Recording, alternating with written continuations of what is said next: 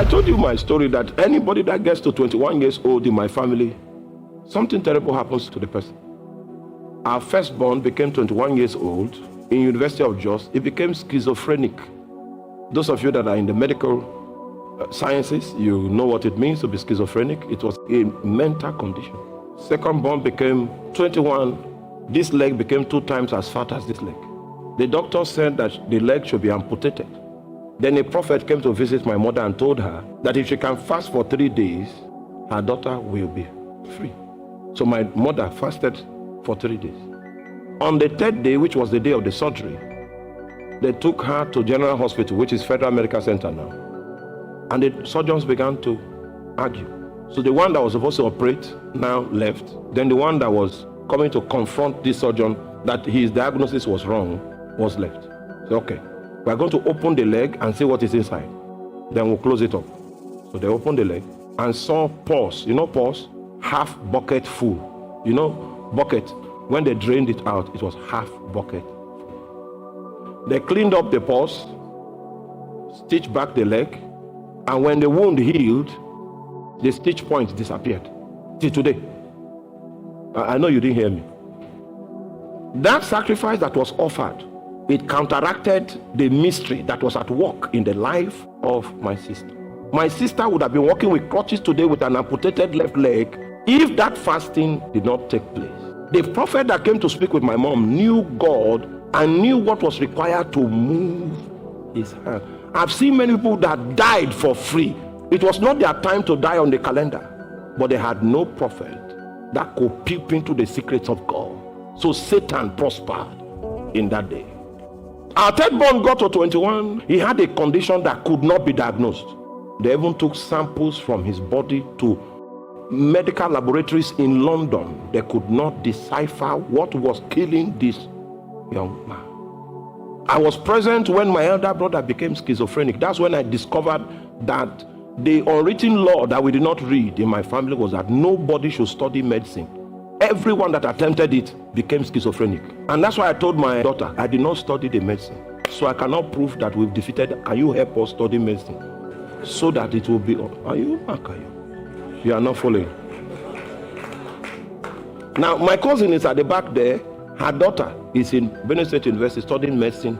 Strange symptoms have fallen on her. Symptoms that the doctors that are teaching her in school don't have a name for. This is after how many generations? Oh, you will be a child to say that altars lack power. The examples I'm giving you is of living people, living human beings. I'm not reading from textbooks. So brilliant. But the day she now enters medicine, we didn't even know she would be able to write the last exams. She came and she even passed. I said, you passed? Okay. You will be a doctor. If God has chosen you to be the one to interpret this parable, there's a parable there. Oh man. Some of you don't know your history. I know my own. Because I wanted to fight, I had to go get knowledge. They took her to Abuja, put some things at, like the kind of things they put on Robocop. And after we spent all that money, they did not come up with any diagnosis. You want to use physical equipment to find spiritual things. I was standing before my brother who was in 300 level medicine. He ran mad before my face. I'm an eyewitness. Those things were the things that made me go into the forest to look for God. 200 and something days of fasting. That kill me if you will not come out. Most of you have not grown restless enough. Who told you that I was supposed to die at 10 years? Yes, I actually died. I will tell you that story in some time to come. Everywhere was dark. Let one necromancer rise in your family, there will be darkness forever. Except a priest of light comes.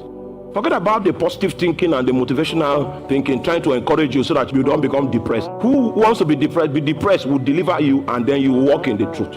Because without the truth, you can never be delivered. A motivational preacher will say, you look fine. Then you tell yourself, I look fine. I look fine. I look fine. Wake up. Wake up. Life is spiritual.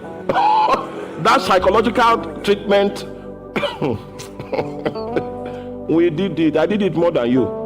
I will go on a football field and I will be speaking to myself. They say it's faith declaration. The altar was even angry that I was talking. So I told God, it's time for you to kill me or make me wise. Make me understand the language that you speak. Because in a fasting and prayer like this, he said, someone in your family is going to die. I said, is there no way for the person to be redeemed? No, he said, the cup of iniquity is full. I said, yeah. He said, that's why he didn't speak all this while. He was waiting for that cup to be full so that they can begin judgment. I said, okay.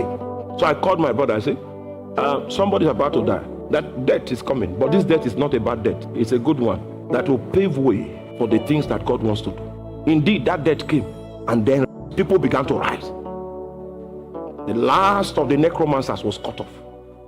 Oh my God.